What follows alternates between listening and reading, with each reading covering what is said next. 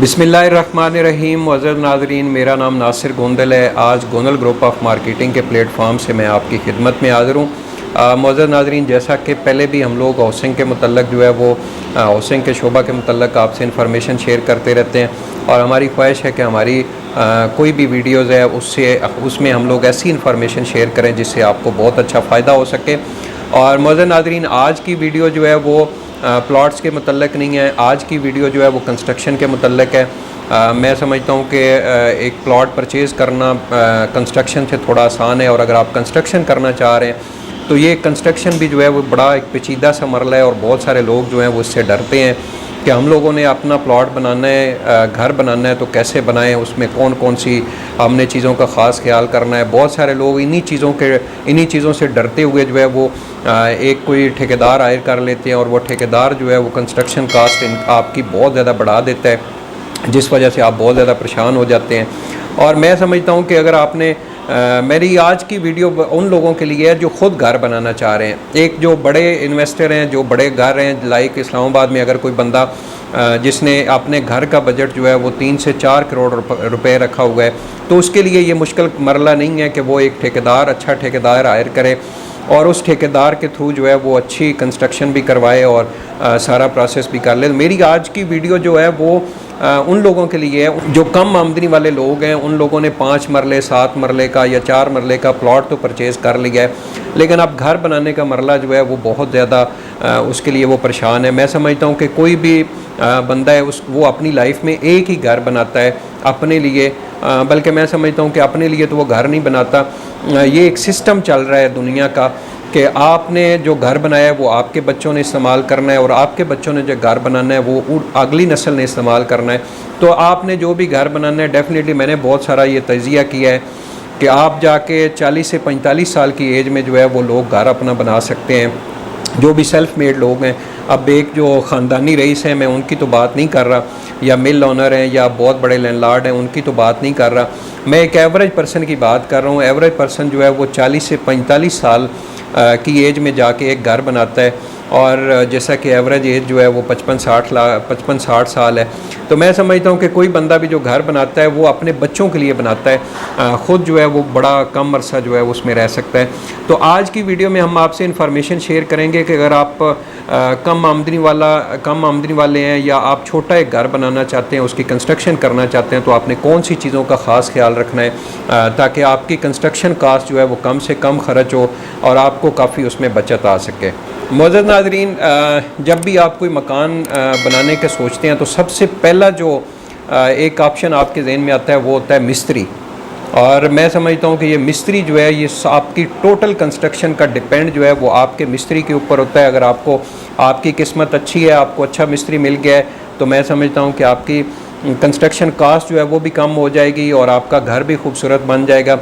लेकिन अगर बदकिस्मती से आपको मिस्त्री जो है वो अच्छा नहीं मिला, तो मैं समझता हूँ कि ये आपके लिए बहुत नुकसानदेह भी साबित हो सकता है। अमूमन जो है वो मैं दोस्तों को एक लतीफ़ा शेयर करता हूँ कि पुराने वक्तों में एक मिस्त्री था, वो एक दूसरे शहर में चला गया, और दूसरे शहर में जाने के बाद जो है उसको एक जो वाशरूम है उसको ठेका मिल गया। घर के अंदर उसने एक वाशरूम बनाना था, उस एक वाशरूम का उसको ठेका मिल गया।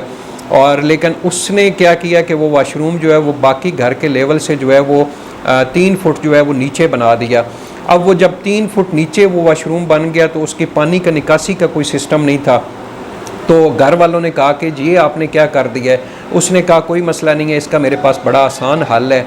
और अब आप ये करें कि आप जो पूरा मकान है आपका, इसको गिरा कर जो है वो आप पूरा मकान जो है वो उसको नीचे कर लें। तो ये मिस्त्री जो हैं ये अमूमन इनका स्टाइल होता है। आप जब मकान शुरू करेंगे तो आपको बताएंगे कि ये बड़ी आसान काम है जी, बड़ी थोड़ी सी कंस्ट्रक्शन कास्ट आएगी, लेकिन अब जब मकान आप शुरू कर लेंगे उसके बाद ये आपको आहिस्ता आपकी कंस्ट्रक्शन जो आपकी रेंज है, फ़र्ज़ किया आपका 5 मरले का मकान है, आप बनाना चाह रहे हैं, और आपके माइंड में आपने 25 लाख रुपए उसकी कंस्ट्रक्शन कास्ट रखी है, तो ये आपकी वही कंस्ट्रक्शन कास्ट जो है वो 30 से 32 लाख रुपए तक लेके चले जाएंगे और आप उस वक्त मजबूर हो जाएंगे कि ये कंस्ट्रक्शन कास्ट तो हमने डेफिनेटली आपको देनी पड़ेगी, आपको वो चीज़ें भी सारी प्रोवाइड करनी पड़ेंगी। तो इसके लिए सबसे पहला मरला जो है वो ये है कि आप अच्छा मिस्त्री, जिसने पहले भी अच्छे घर बने हुए, आप मिस्त्री अच्छा ढूंढ लें और ये आपकी खुशकिस्मती है कि आपको अच्छा मिस्त्री मिल जाए। मुअज़्ज़ज़ नाज़रीन, अगर आपको अच्छा मिस्त्री मिल गया है, आप घर बनाने जा रहे हैं, तो उसके लिए कुछ चंद चीज़ें हैं जिनका मैं आपसे ज़िक्र करूँगा कि आपने उन चीज़ों का ख्याल रखना है और आपको इन्फॉर्मेशन भी होनी चाहिए कि 5 मरले का अगर आप घर बना रहे हैं तो उसके ऊपर ईंटें कितनी लगेंगी, बजरी कितने लगेगी, सीमेंट कितना लगेगा, सरिया कितना लगेगा, उसके अलावा बिजली का जो सामान है वो कितना ख़र्च होगा। तो उसके लिए मैं कुछ इन्फॉर्मेशन आपसे शेयर कर देता हूँ कि 5 मरले का घर जो है, अगर आप सिंगल स्टोरी घर बना रहे हैं 5 मरला के ऊपर, तो ये तकरीबन 30 से 35 हज़ार ईंट आपकी लगेगी।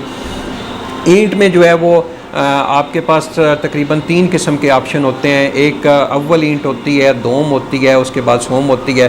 तो आपने ये चीज़ भी ख़ास ख्याल रखनी है कि जिस भट्ठे से या जिस ब्रिक्स कंपनी से आप ईंट परचेज़ कर रहे हैं, आपने इन चीज़ों का ख़ास ख्याल रखना है कि बहुत सारे भट्ठे ऐसे होते हैं जहाँ पे आपको जो दोम ईंट होती है वो आपको अव्वल करके बेच रहे होते हैं।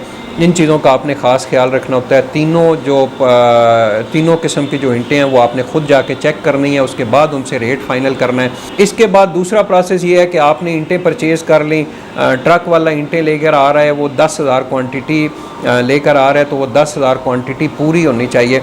बल्कि आप कोई भी मटेरियल परचेज़ कर रहे हैं तो उसका एक फार्मूला होता है ईंटें गिनने का, वो आपको मिस्त्री आपको बड़ा आसानी से बता सकता है।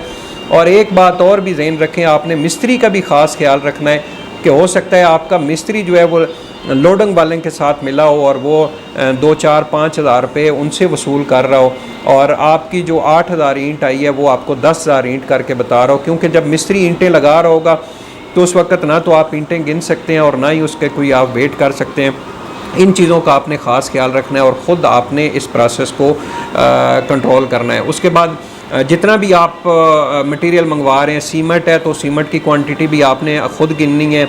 अगर सरिया आ रहा है तो सरिया में भी आपने लाजमी जो है इन चीज़ों का ख़ास ख्याल रखना है, क्योंकि सरिये में मैंने सुना है कि बहुत ज़्यादा जो है वो 2 नंबरी होती है। आपको नहीं आइडिया होता कि सरिया जो है ये कितनी लंबाई हो तो इसका वेट कितना बनता है। तो इन चीज़ों का आपने ख़ास ख्याल रखना है।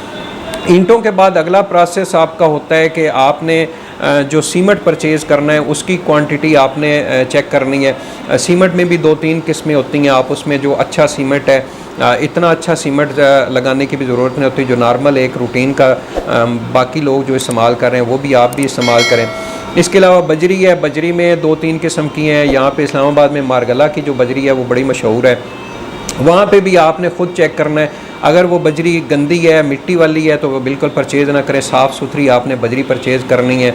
और लोडिंग वाले से उसका जो एक प्रॉपर सिस्टम है वेट का, उसको प्रॉपर आपने ख़ुद अपने सामने चेक करना है।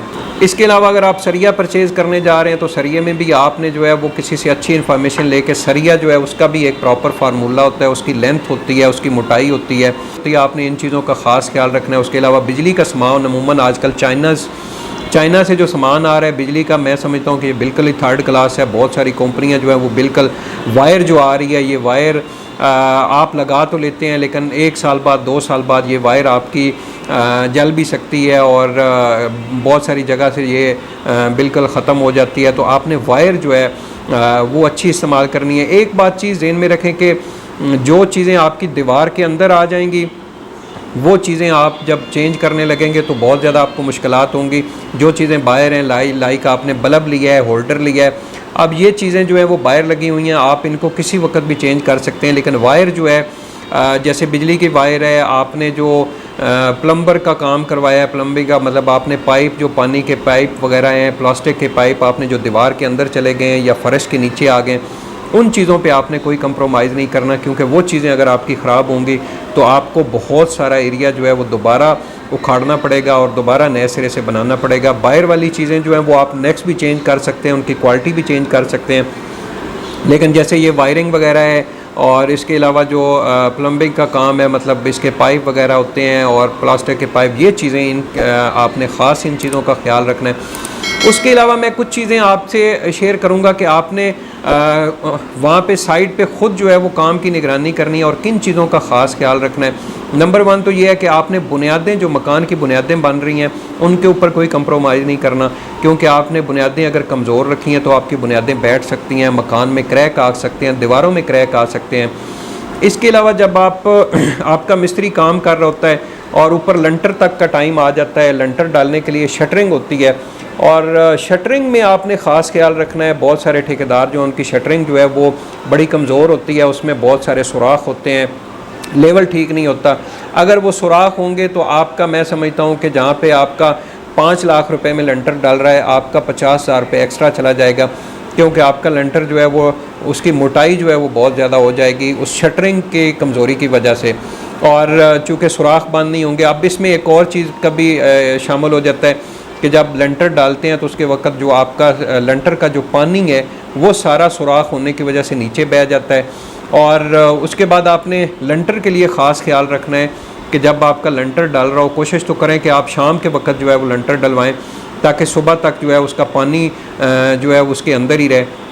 अगर आपने दिन में भी लंटर डाला है तो आपने इन चीज़ का ख़ास ख्याल रखना है कि जो लंटर के ऊपर तराई है वो आपने लाजमी जारी रखनी है, क्योंकि अगर आप वो जारी नहीं करेंगे, लंटर खुश्क हो जाएगा, उसमें पानी की मिकदार जो है वो सही सीमेंट और बजरी में जज़ब नहीं होगी, और वो पानी की मिकदार जो है वो सीमेंट और बजरी में सही करके जज़ब नहीं होगी तो आपका लंटर जो है वो भी दराड़ें मारना शुरू कर देगा और लीकेज शुरू हो जाएगी।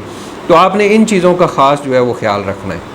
मुअज़्ज़ज़ नाज़रीन, 5 मरले का घर अगर आप सिंगल स्टोरी बना रहे हैं तो मैंने जो अपनी सारी कैलकुलेशन की है, जिसमें ईंटें भी शामिल हैं, जिसमें बजरी भी शामिल है, सीमेंट भी शामिल है, और बाकी इलेक्ट्रिक का सारा सामान, ये सारी चीज़ें डालने के बाद वाशरूम का सारा सामान जिसमें टाइल्स वगैरह हैं, और ये सारा सामान, इनकी सारी कैलकुलेशन करने के बाद तकरीबन इस वक्त जो 5 मरला सिंगल स्टोरी मकान की जो कंस्ट्रक्शन कास्ट आ रही है वो तकरीबन 25 लाख से लेके 28 लाख रुपए तक आप जो है वो बना सकते हैं। इसके अलावा कुछ ऐसे एरियाज़ हैं जैसे बैरिया टाउन है, बैरिया टाउन में ठेकेदार जो है वो मटेरियल की सप्लाई वहाँ पे थोड़ा मुश्किल मरला है, और वहाँ पे जो आपकी कंस्ट्रक्शन कास्ट जो है वो अगर बाहर के एरिया में जो है वो आपकी 25 से 28 आ रही है, तो बैरिया में अगर 5 मरले का आप घर बना रहे हैं सिंगल स्टोरी तो आपकी कंस्ट्रक्शन कास्ट जो है वो 27 लाख से लेकर 30 लाख रुपए तक चली जाएगी।